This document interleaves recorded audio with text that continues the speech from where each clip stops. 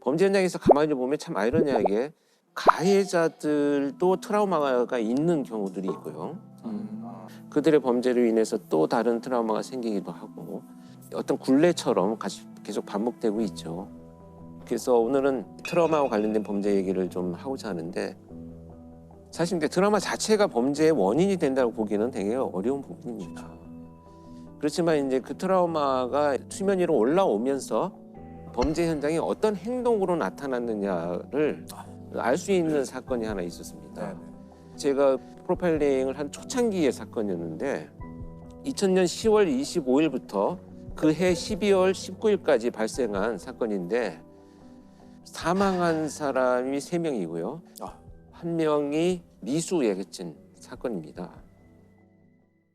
이제 첫 번째 사건은 학교에 갔다 오던 초등학교 3학년 학생을 이 김혜선이라는 자가 납치를 합니다. 그래서 강간 살해하고 나서 이 시신을 유기하고 갔는데요. 온 마을 사람이 찾다 보니까 이 아이가 어디에서 발견됐냐 하면 야산 중턱에 있는 굉장히 큰 묘가 있습니다.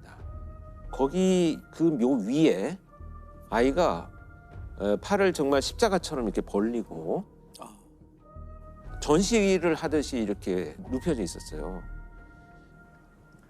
좀 이해할 수 없는 행동이죠. 왜냐하면 범죄자의 심리라고 하는 것이 기본적으로 시신을 어떻게든 은폐하고 그 발견이 지연되도록 만들고 가는 것이 기본적인 범죄자들의 범행 이후의 행동인데 팔도 이렇게 벌려놓고 전시를 해놓은 것처럼 나타났습니다. 그래서 그때 당시에 이제 굉장히 논란이 많았었죠. 이 행동에 대해서 열심히 수사만 전개되고 있던 와중에 두 번째 사건이 발생을 합니다. 그 19살 된 여학생이 귀가하던 중에 이 김혜선을 또 마주칩니다. 네. 그런데 그 피해 상황을 모면해서 이제 도주를 하죠. 그리고 경찰에 신고를 합니다. 그래서 이때 몽타주가 만들어집니다. 그리고 첫 번째 사건에서는 족적 한 2개를 발견을 합니다. 그런데 이 족적과 몽타주를 가지고 계속 수사를 이어가고 있는 와중에 안타깝게도 이제 세 번째 사건이 발생을 합니다. 근데 이 세 번째 사건은 고등학교에 다니는 누나와 이 남동생이 농로를 걸어가고 있는데 김혜선이 이 피해자 아이들을 덮쳐서 밀어서 농로 밑으로 추락을 시킵니다. 남매를 공격한 이 김혜선은 이 남동생 목을 졸라서 살해를 하고 이 누나인 여학생을 야산 쪽으로 끌고 올라가서 끈으로 묶고 강간 살해하고 나서 피해자의 신체 일부를 훼손을 해서 가지고 그 현장을 떠납니다. 자, 근데 여기에서 족적이 발견이 됩니다. 근데 이 족적이 첫 번째 현장에서 나타난 족적과 동일하게 나타납니다. 그래서 이걸 이제 연쇄 사건으로 판단을 하고 일단은 신발을 찾는 수사를 전개를 했는데 한 집을 방문을 했는데 마당에 진흙개비가 내린 이 마당에 이 족적과 같은 신발의 족적이 있는 집을 발견을 합니다. 그래서 투입에 대한 수사관들이 현장에서 피해자의 신체 일부와 현장에 썼던 끈, 또 칼 이런 도구들을 발견을 하고 체포를 하게 된 이런 사건입니다. 전북 고창에서 발생한 엽기적인 연쇄 살인 사건은 어제 검거된 이웃마을 30대 남자가 저지른 것으로 밝혀졌습니다. 강간 전과자로 일정한 직업이 없이 흉기와 노끈을 소지한 채 조용했던 농촌 마을에 씻을 수 없는 충격을 안겨줬습니다. 약간 범인은 사이코패스라고 봐야 될까요? 저는 지금 아마 검사를 했다면 상당히 높은 점수를 가진 사이코패스의 성향을 갖고 있다고 봅니다. 제가 현장에 투입이 됐었던 사건이고 면담을 실제 들어갔을 때도 이 김혜선이 저한테 이제 굉장히 얼굴에 미소를 띠면서 자신 있고 즐거운 표정으로 했던 얘기는 뭐냐면 그 시기에 자기가 동물을 학대한 내용들을 설명하는 과정이었습니다. 갈등이나 이제 어떤 그 스트레스 요인이 됐을 때 있는 동물들한테는 다 잔혹하게. 잔혹행위를 저질렀는데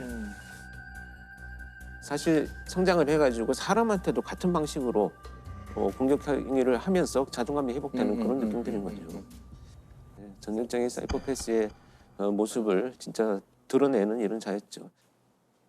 아, 그러면은 무덤에 눕혀가지고 이렇게 전시하듯이 했던 그 이유가 뭘까요? 네, 그것이 이제 가장 의문스러웠죠. 출장을 가서 이제 네. 면담을 하기 시작을 했어요. 근데 왜 그랬느냐라는 질문에 화가 나서 그랬다는 거예요. 화가 나서. 그런데 화가 났다는 표현조차도 지금 이 행동을 도무지 해석할 수 있는 연결고리를 찾을 수는 없었습니다. 그래서 저는 이제 면담을 이어가면서 끝없이 뭔가 이 사람의 어떤 삶의 궤적을 들여다보면 아마도 이 행동의 어떤 원인을 찾을 수 있지 않겠는가. 이제 끝없이 여러 질문들을 했어요. 저도 질문을 계속 이어가던 중에 자 이제 어린 시절의 이야기를 하기 시작을 했습니다. 그래서 아주 어린 시절부터 이유 없이 이제 자기는 가정폭력을 심하게 받았다는 거예요. 아버지한테 밥상을 뒤집어 엎고 두들기고 맞고 이런 일들이 있었다고 합니다. 자 이제 문제는 뭐였냐면 그런 학대를 받고 나서 늘 옷을 벗긴 채로 쫓겨났던 거예요. 그래서 그 바깥에서 이렇게 오들오들 떨고 있는 장면들이 늘 그 마을에 있던 친구들한테 노출이 된 거죠. 근데 이 시골 마을이라고 하는 것이 중학교도 같이 가고 고등학교도 같이 가고 이렇게 평생을 이렇게 벗는 것에 대한 노출이 굉장히 이 사람은 처벌이었던 거죠. 그래서 지금도 나는 반팔 반바지 안 입어요. 긴팔 입고. 네. 그 말을 듣는 순간 아 이것은 지금 이 굉장한 연결고리가 있는 것이구나 이제 알게 된 거죠. 그래서 이 첫 번째 피해 아동이 납치를 해서 성폭행을 하려고 데리고 갔는데 성폭행을 하는 과정에 이 아이가 사망을 해버렸다는 거예요. 네. 의식을 잃고 자기는 자기의 목적을 이루지는 못했는데 아이가 사망했다는 것이 화가 났다는 거죠. 그래서 자신이 극도로 혐오스러워하는 이런 노출을 통해서 피해자를 거기다 전시해놓고 마치 형벌을 준 것처럼 이렇게 생각을 했습니다. 자기가 갖고 있는 트라우마를 결국은 범죄 행동에서 그렇게 표출되는 특이한 유형의 범죄죠. 트라우마에 대해서 좀 과학적인 연구도 많이 되고 있다고요.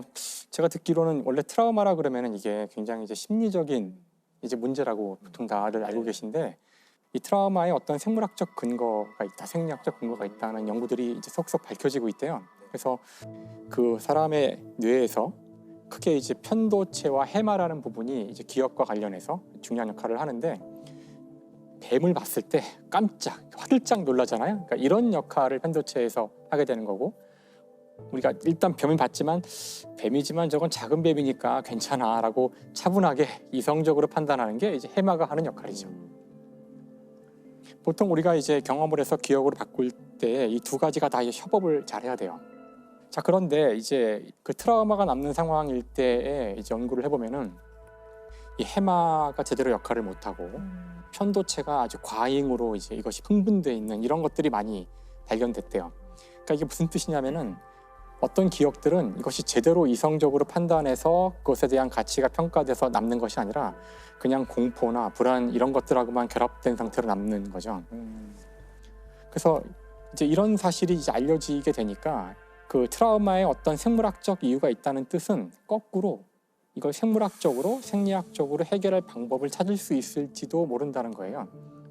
그래서 따라서 이 뇌에 이 아까 얘기한 편도체나 이 해마에 어떤 물리적인 자극을 주어서 트라우마를 약간 완화시키는 그런 실험들도 실제로 이루어지고 있더라고요. 그러니까 앞으로 이제 트라우마를 저희가 뭐 약으로 극복할 수 있거나 그런 단서를 줄 수도 있는 거죠. 범죄 피해자들의 트라우마에 대해서도 좀 중요하게 다뤄봐야 될 문제인 것 같아요. 그렇습니다. 결국은 가해자들에 대해서 뭐 서사를 만들기 위해서 트라우마를 연구하는 건 아니니까요. 그들의 행동을 이해하기 위해서 우리가 연구를 했다면 사실 피해자, 그다음에 그 남은 가족들까지도 이 트라우마가 심합니다. 아까 그 김혜선 사건에서 중간에 몽타주를 만들었던 그 도주한 그 피해 여성은 그 사건이 2000년도 사건이잖아요. 지금도 바깥에를 거의 못 나오신다고 합니다. 그 두려움이 아직도 커서. 그다음에 이제 어떤 그 성폭행 피해자는 그 범인한테 났던 뭐 비누 냄새나 향수 냄새 이런 것들이 이제 인상 깊게 남아 있다가 유사한 냄새를 맡게 되면 온몸이 얼어붙어서 이제 움직이지 못하는, 또 방화 같은 것으로 인해서 이제 그 자식을 잃은 부모가 있었는데 그분들은 끝없이 휴대폰이나 인터넷 그 컴퓨터에 불이 나서 사망하는 사람이 어떤 고통을 느끼는지를 끝없이 검색을 하세요. 그러니까 내 힘든데도. 자식이 얼마나 힘들게 죽었는지를 자꾸 자기가 경험하려고 하는 고통, 죄책감, 자식을 지켜주지 못했다고 하는 자기 어떤 죄책감 이런 것들이 막 연결이 되어가지고 결국은 같은 방식으로 고통적인 선택을 하는 경우들도 많이 있긴 합니다. 해마다 발생하는 수만 건의 범죄 뒤에는 상처를 입고 힘들어하는 피해자들이 존재합니다. 연쇄살인범 유영철에게 희생된 피해자의 친동생이 스스로 목숨을 끊었습니다. 안양 초등생 유괴 살해 사건의 피해자 이양의 아버지 이찬 씨가 7년간 술로 괴로움을 달래다 딸의 곁으로 갔습니다. 다 키우는 거다 정말 어떤 사람이. 자식을 본 죄인인데 무엇을 말을 해요? 어떻게 하는 게 아니고 내가 지금 얼굴을 보려는지 지금 우리 딸이 땅속에 묻고 살면. 사실 범죄 피해라고 하는 것이 국가에서도 책임이 있다고 봅니다. 안전을 책임져야 되는 국가가 사실 소홀히 한 책임들도 있죠. 물론 가해자의 비난이 당연히 크겠지만 범죄 피해자에 대해서 국가가 구조해야 될 의무는 헌법상 의무예요. 헌법 30조에 보면 범죄 피해자에 대해서는 법률이 정하는 바에 의하여 국가로부터 구조받을 수 있다 이렇게 규정이 되어 있어요. 그래서 이 헌법상의 의무에 따라서 만들어진 법률이 범죄 피해자 보호법이라고 있어요.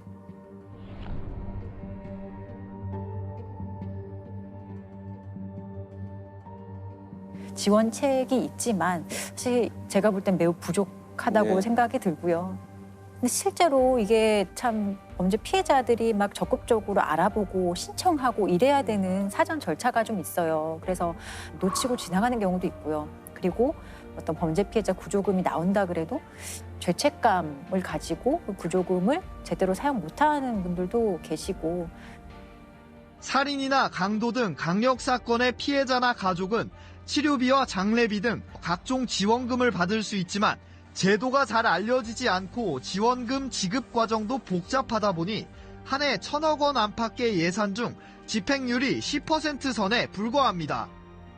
또 어떤 심리치료나 이런 것도 지원 많이 해주거든요, 실제로. 근데도 오히려 치료를 받으러 가는 그 행위가 그 범죄 피해를 더 상기시켜서 못 가겠다고 하시는 분도 생각보다 정말 많거든요. 그래서 이런 분들을 어떻게 피해 회복할 수 있는 제도적인 시스템으로 이렇게 포섭할 수 있을지 거기에 대한 연구를 사실 더 많이 해야 돼요.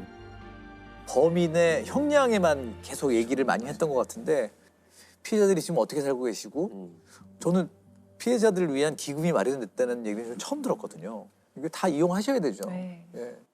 이제는 또 다른 어떤 그 피해로 인한 다른 범죄가 재생산되거나 아니면 본인들의 극단적인 선택을 하는 이런 부분들도 우리가 이제 예방을 할 수 있는 노력들이 분명히 이어져야 된다 이렇게 생각을 합니다. 네.